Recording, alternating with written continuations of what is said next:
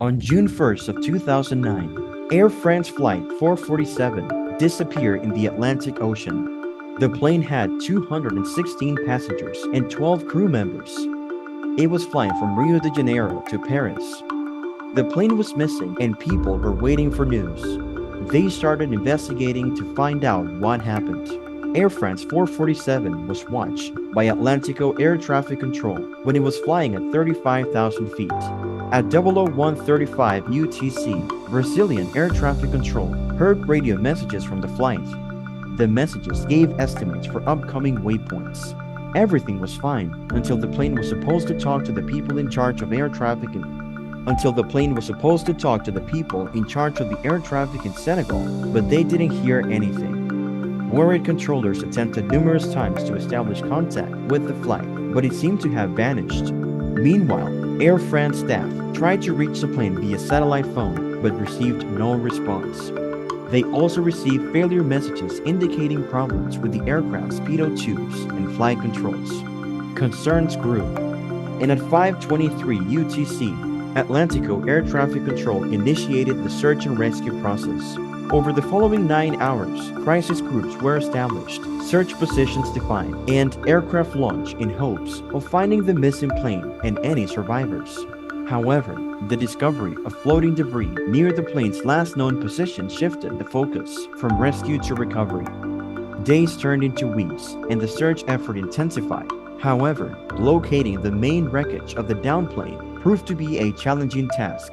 Despite covering an area of nearly 6,300 square kilometers with the help of echo sounders and autonomous underwater vehicles, no sign of the wreckage was found. Nearly 2 years after the flight's disappearance, a renewed phase of underwater searching commenced on April 2nd of 2011. This time, the search proved successful as sonar images detected aircraft components on the seafloor close to the plane's last known position. Air France 447 had finally been found. The aircraft wreckage was relatively intact, allowing investigators to piece together what had transpired on that fateful flight. The two black boxes, the cockpit voice recorder, and the flight data recorder were retrieved despite some damage. These crucial devices contain valuable data that shed light on the sequence of events leading to the crash. The investigation revealed that blocked pitot tubes played a significant role in the tragic incident. Pitot tubes measure static and dynamic air pressure, providing the indicated airspeed to pilots. However, ice crystals had accumulated in the pitot tubes, disrupting the airflow and causing erroneous airspeed readings. The blocked pitot tubes alone should not have been catastrophic, as pilots are trained to handle such situations. However, the crew's reaction to the failure was far from ideal. It appeared that the occurrence took them by surprise during a phase of flight with a typically low workload, leading to an overreaction by the first officer flying the plane. As the airspeed indications became unreliable, the autopilot disengaged, further confusing the pilots.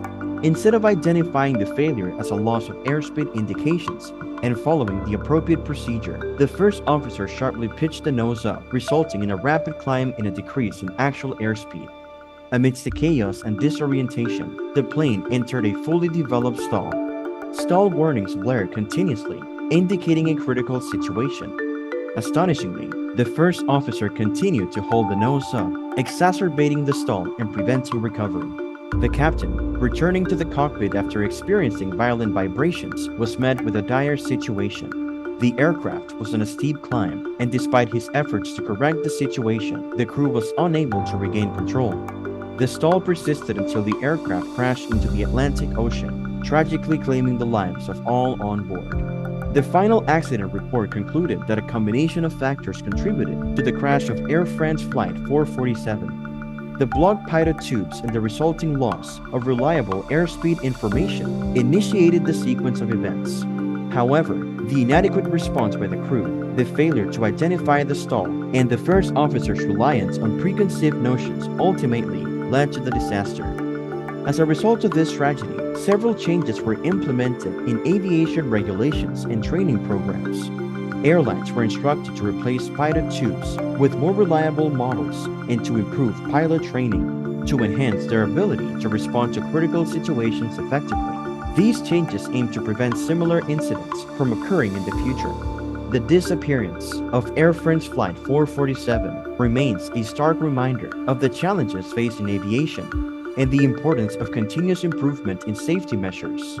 It catalyzes further advancements in aircraft technology, pilot training, and crisis management, ensuring that every possible measure is taken to protect the lives of those who travel the skies. In memory of the passengers and crew of Air France Flight 447, may their tragic loss inspire a commitment to aviation safety that will prevent such incidents from happening again.